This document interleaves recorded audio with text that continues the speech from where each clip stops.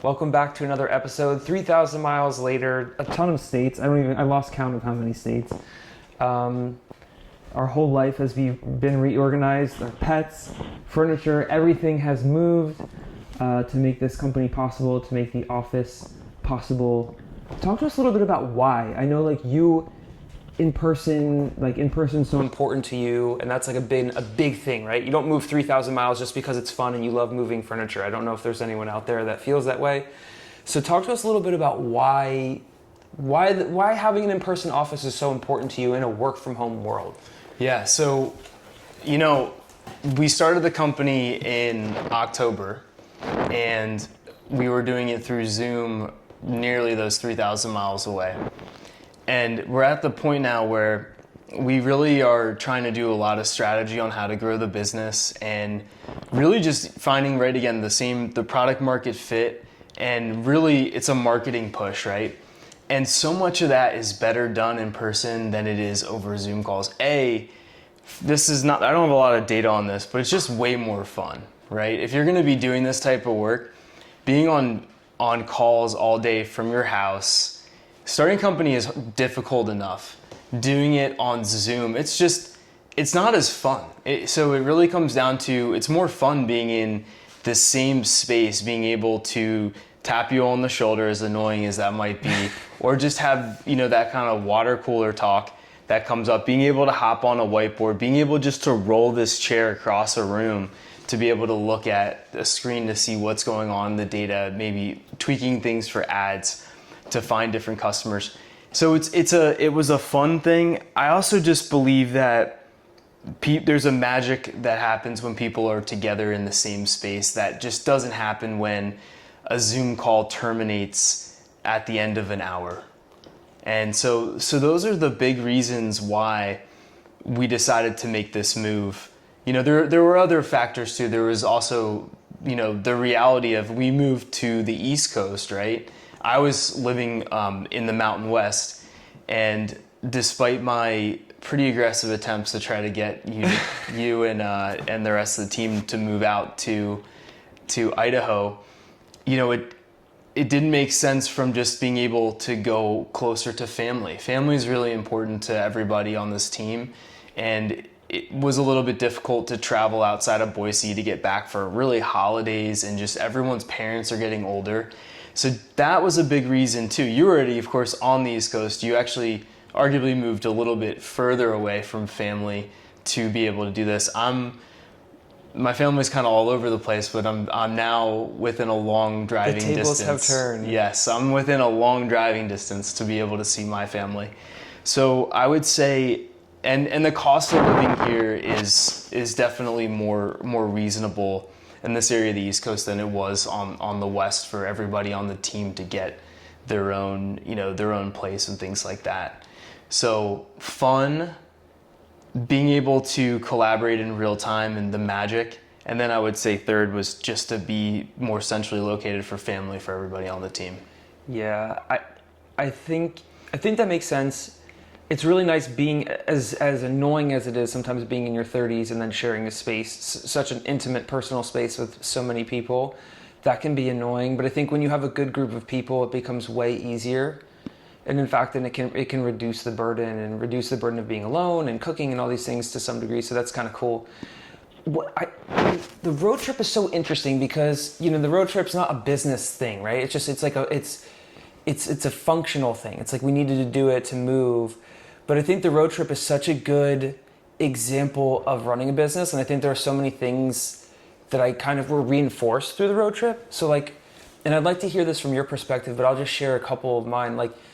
We did all of these states, and then we went to my place in northeast, Pennsylvania area, and then came down. And so it was multiple stops, multiple trips, repacking and organizing the truck, right? And there was already concerns about the truck being too small, right? Because you had moved a whole house. I moved 1,000 square foot. Big concerns about the truck being too small. I moved 1,000 square foot apartment. And so it's you have this truck and you're, it's repacking it and all this stuff. And the thing that stuck out to me, there's a couple things.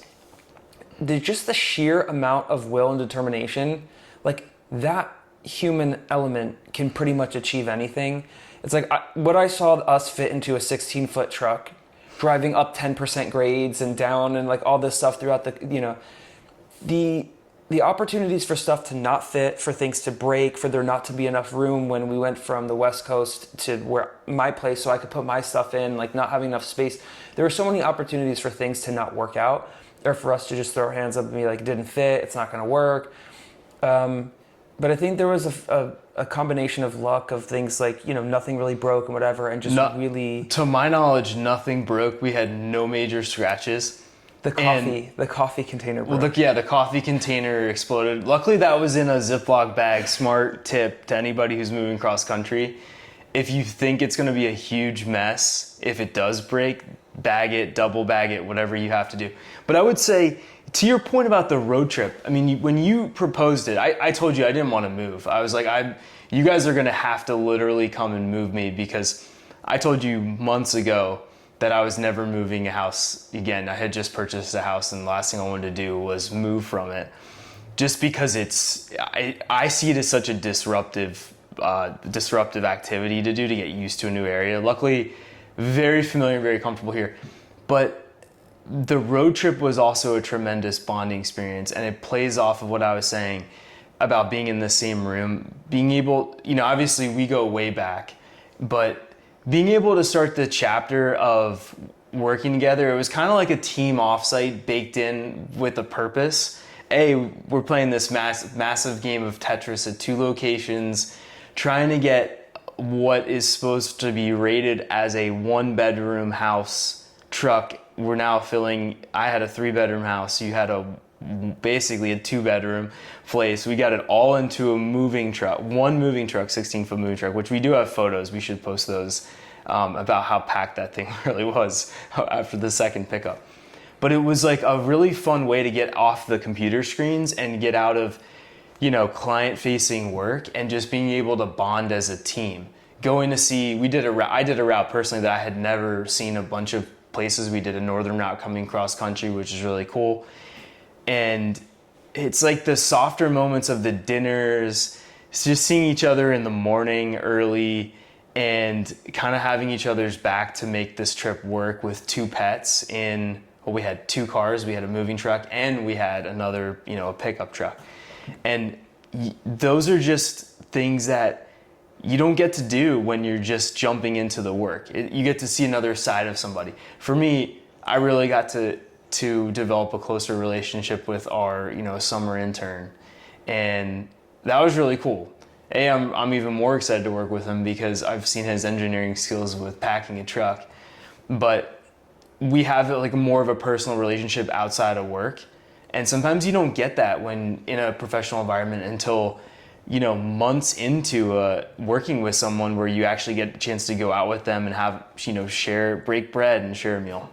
I like what you touched on. There were 2 things I want to mention. Is like, one, Ed Milet always used to say, like, wherever you are, there you are, whatever. Like, wherever your feet are, there you are. Like, you bring yourself with you wherever you go. And it's this idea of, like, your personality, how you show up for yourself is how you show up in one thing is how you show up in everything. And so it's like, to your point, it's like we allowed our summer intern to kind of pack the truck, right? Which kind of seems scary because we're like the ones with all the crap, right? He has no furniture, but he has no stake in the game.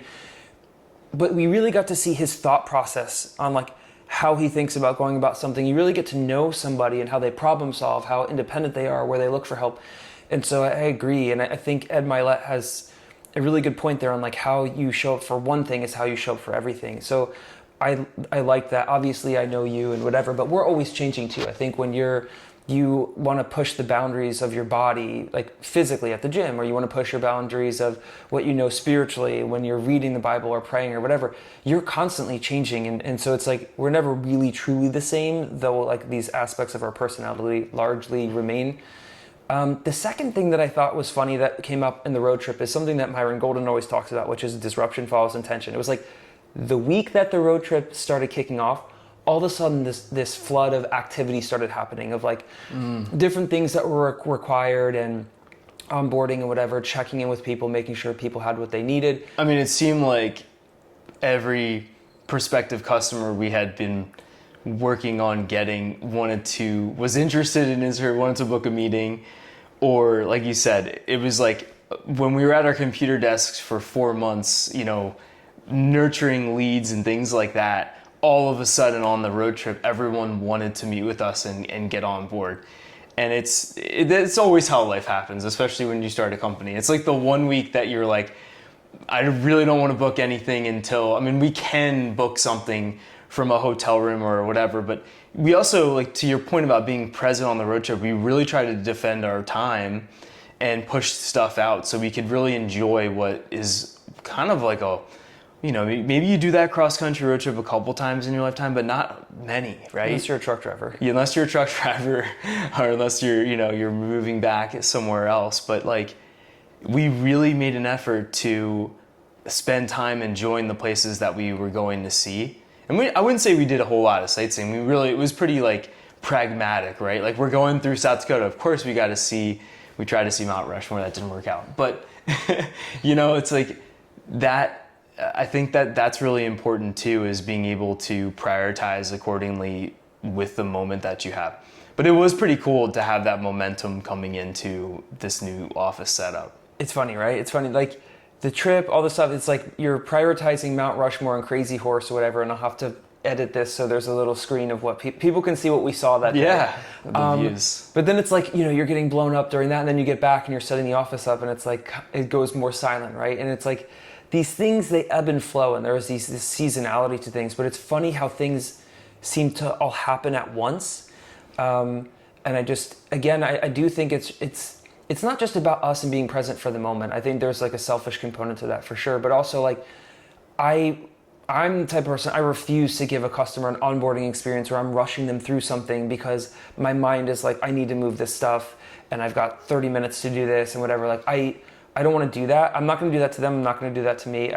And we might have lost a deal because of momentum through that process. And like, that's less than ideal. But at the end of the day, it's like, it's a business with humans and people and real things. And it's like, a couple bucks a month, it stinks to lose it. But it's like, we had this deal with the intern where it's like, we'll take you to Mount Rushmore or whatever, you just got to help us move and do some stuff. And it's like, to shortchange, it would be shortchanging everyone to try to book stuff on the go and make those calls happen. And so I'm glad we didn't do that, because for us, I keep saying it's a few in a lifetime opportunity to see these places. Now I will bar Indiana and Iowa, no hate on those states, but like, they were not super interesting to me. Like, that drive through the cornfields was very long and flat. You're coming from the west, where it's places like Wyoming that are just drop dead. The east is incredible, with the mountains, and then you come to the east, and then you've got the trees, the waterfalls. It was a pretty drab time of year, cold, windy, blustery. But I think it brings up a good point. You really push back, because I was like, let's try to take these calls, because I'm looking at it from like, I've been praying, working so hard to try to get this thing off the ground. Now people are trying to get onboarded, right? And you were like, let's push them back to, let's give ourselves enough padding. And that's a typical thing, I think, that goes way back even with engineers, is like, the old joke with engineers, right, is whatever date they give you for the release, add it, if you're a product manager like you were, add an extra week onto that. And that's kind of how we balanced each other out on that. But you bring up a really good point about, the thing for me, I think, that ultimately convinced me was, the last thing I want to do is onboard a customer and not be at my computer to be able to answer any small questions that they have. That just feels like you're dropping the ball, and you want to give that first class experience. And that was the thing that convinced me to hold off on the onboardings. I think the other thing too, though, is that, to your point about like losing a deal, right? And there was some of that went through my head. I'm like, we're a company that our value of our product is all based on momentum, right? For talking to people as soon as they're interested in a business's product or service. But the thing is, with your customers, if customers can't wait a couple days to get on board, if it's that much of an emergency, you might want to, it's also a good stepping point to maybe put the brakes on and be like, if they can't wait a couple days for us, they might be too fly-by-night of a customer. It might be too much of a very quick contract. We're trying to develop longer-term relationships with our customers. That's what we're really focused on, right? We're customers that we evaluate what they're doing as their business, how they need to instantly engage with customers. And we don't really necessarily want, we want to help people out in any way we can, but if someone needs it like tomorrow, then it might not be a good fit for the kind of customer we're looking for long term, because it could be like very fast of a contract to fill and then that's it, right? And so I think it kind of self-selects it out. If you can't wait that week on for a salesperson's calendar to open up, then you might need another solution. Yeah, and we've seen a little bit of that this morning as some things have gotten reshuffled around. And to me, that's okay, because it's like, I don't want to be their temporary solution. I want to be that long-term solution for them that helps them solve the problem for a long time. And like, it's like jumping into any relationship, right? It's like, whether it's a friend or a deeper relationship, it's like, I want the longer one, not the transactional one. The one where it's like, we're going to be, if they need a demo on a Saturday, like I'm willing to do that, because like I know that's the time that they have, because they're literally doing the job during the week themselves, because they're trying to fill the position, whatever it is that they have going on. Like, I'd rather go for the longer relationship than the transactional one. And I think, again, like, this is for a different video, but all of this stuff, the business, all this stuff is disguised for the deeper meaning of like, it's humans coming together to share and exchange their gifts and talents and abilities. It's not just like, how can I get rich? I need to have the money and this and that. It's all, that is chasing your tail. It's this deeper thing of like, how can I add value to this person's life? It's like, there are people's skills and whatever. We're going to leave here in a little bit and we're going to go acquire some office furniture, which I should do B-roll, show people the disarray and wires that our office is in. But like, we'll need something that somebody has, like whether it's soundproofing because these walls are echoing, or it's storage because we have our junk everywhere. Like, we're relying on other people to, exchange our money for a service or a product that they have. And, we all fit into that in a weird way. And then the whole world of money and finance, I look at it, I heard this rabbi once say it, like, it's the thing that brings us together. And I think so many people are like, oh, money is the root of all evil, it's totally bad, it's all bad. And I'm like, that's one way to look at it, but another one is like, maybe this stuff exists to get us out of our houses and to come together and to actually bless one another with our time and our resources and our ideas. And so, yeah, it's an interesting thing. I think we're coming to time on the video, so we should probably cut it here. Is there anything else you would recommend for somebody that's, I'd say one thing I would recommend to people is like, what should you take away? Like, entrepreneurship, you and I are sitting here after having many failed attempts at trying to launch a company and going through this, on our own a handful of times, building stuff from scratch. If you build it, they will not come necessarily.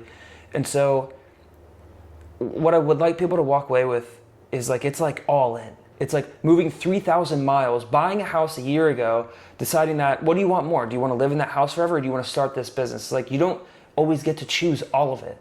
And so going all in is like living in your 30s in a roommate situation, which you might not want, moving 3,000 miles, moving your crap for every 8 months you've been moving, I've been moving. And it's like doing that again, and like going all in on this thing to give it as much of a chance as possible. I think that's the big thing. Like, people sell the 4-hour work week as this idea where it's so easy and seamless to do your drop shipping, whatever, yada, yada thing.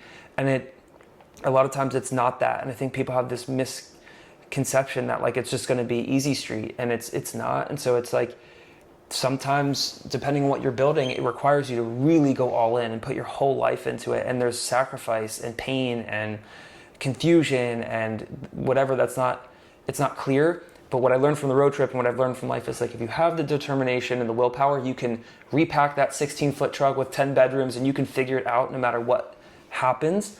And so that would be the one takeaway that I have for people. I have two takeaways. A, don't overthink it. It was really difficult to make this move to find a place that was suitable for living and also office space. And Pet if you try space. to be perfection, what'd you say? And pets too. Pets too, yeah. Like, but you try to be a perfectionist, done is better than perfect. Great Mark Zuckerberg line. The other thing too is like, a really close friend of mine always said it's like levels of a video game. And for me, like, getting out of my house and joining up with you guys, being able to do this in person is the next level of video game. Do I want to have roommates and do I want to be in a, this office space forever? No. But it brings me back to a really interesting memory I have from the beginning of the trip when you guys first came out to where I was living, and we all went out to In-N-Out for one last The first, the burger. second, or third? Yeah, so I think it was the first time that when as soon as you got off the plane, you guys were starving. We all went in and out. You guys got multiple burgers, and I remember took a. Don't tell anyone. You did Flying Dutchman, so you're good. You didn't totally pig out. But I took a photo of one of the massive platters that we purchased, and I sent to my mom, and I said last in and out, and she texted me back. She said nothing is forever, and it was kind of prolific at the time, and I'm like, she's totally right. Like none of this is forever. This is all a season. And so it kind of comes back to just not overthinking it. You kind of just have to dive in and go with it and realize that nothing in life is not going to change. I would just add one more thing to that you made me realize, which is this mindset of like, we don't have the success of like this massive profit center, all this money's coming in and whatever. And the road trip was really a reinforcement too for me of like, I'm wealthy now. I don't have to wait to be wealthy. I'm sitting in this car. I got to spend time with the pets. I get to spend time with people who I really enjoy being around at work, outside of work. I get to live with them. There's all you can look at that and be like, that's negative, that sucks. I want my personal space. I want my own bathroom, right? Like whatever. But I'm like, when I was evaluating all of the things after having lived alone for a year and struggling to try to figure out what this other business that I was working on before I started with InstaHear, I'm like, I'm already wealthy. Like, the money and all this stuff, it doesn't mean my drive goes away and I'm happy with, I'm content. Like I don't need anything else, but I want more. And I don't just want more for me, I want it for other people. That's like another thing. But I think that's the big thing is realizing just how wealthy, especially in America, I am in this moment, like to be on this trip with these people. And so that is, that's a mindset. Wealth is a mindset in many ways. So yeah, I don't know. I think we can close it here unless you have anything to add. No, I feel very blessed. I think you feel the same and appreciate it.